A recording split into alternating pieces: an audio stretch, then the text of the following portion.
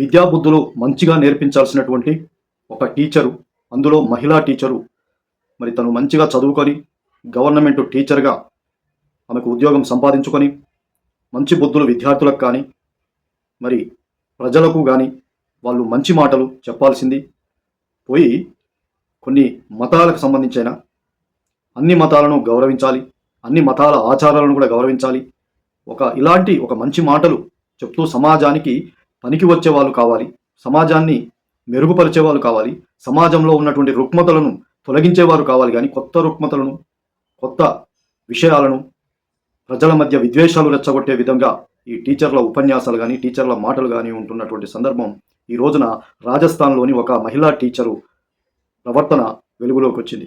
ఆ మహిళా టీచరు మరి ఆవిడ ప్రవర్తించిన తీరు, ఆవిడ ఒక సమావేశంలో పాల్గొని, ఒక గిరిజన మహిళా సమావేశంలో పాల్గొని కొన్ని మంగళ సూత్రాలు ధరించొద్దు అని చెప్పి, ఇంకా మహిళల నుదుట తిలకం పెట్టుకోవద్దు, మీరందరూ మంగళసూత్రాలు ధరించవద్దు, ఒకవేళ ధరించినట్లయితే తీసేయండి అని మేనకా ధామోర్ అనే మహిళా టీచర్ రాజస్థాన్లోని ఒక ప్రభుత్వ టీచర్గా పనిచేస్తూ ఈమె గిరిజన మహిళ ఒక సమావేశంలో ఇలాంటి ఘాటు వ్యాఖ్యలు వాళ్ళని ఒక మతాన్ని కించపరిచేలాగా, ఒక ఆచారాన్ని కించపరిచేలాగా, ఒక సాంప్రదాయానికి విరుద్ధంగా మాట్లాడిన సందర్భంలో అది రాజస్థాన్లోని బాన్స్వారాలో ఈ నెల 19న ఒక కార్యక్రమంలో ఆ టీచరు పాల్గొని ఈ గిరిజన మహిళను ఉద్దేశించి ఈ వ్యాఖ్యలు చేశారు. ఇది వ్యాఖ్యలు కాదు, వివాదాస్పద వ్యాఖ్యలు చేశారనొచ్చు.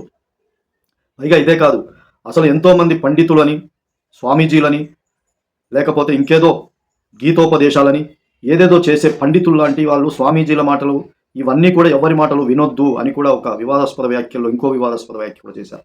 మంగళసూత్రాలు ధరించొద్దు, బొట్టు కానీ తిలకం కానీ పెట్టుకోకూడదు, ఇవి పెట్టుకోమని చెప్పే పండితుల మాటలు ఎవరి కూడా వినొద్దు, నేను చెప్పేయే వినాలి అని చెప్పేసి ఈ విద్య నేర్పించే ఒక టీచరు ఈ విధంగా మాట్లాడడం ఎంతవరకు సమంజసం? ఇది కరెక్ట్ కాదు కదా.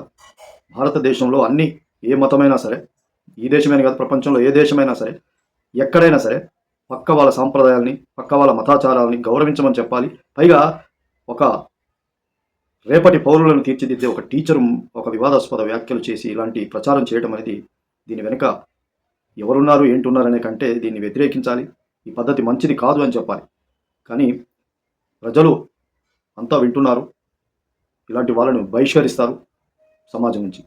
ఈలోపు అక్కడ రాజస్థాన్లోని విద్యాశాఖ ఆమెని సస్పెండ్ చేసింది, టీచర్గా పనిచేస్తున్న తనని సస్పెండ్ చేసింది. ఇలాంటి వ్యాఖ్యలు చేసే వాళ్ళకి ఎక్కడైనా మరి ప్రజలు తప్పకుండా బుద్ధి చెప్పడానికి చూస్తారు.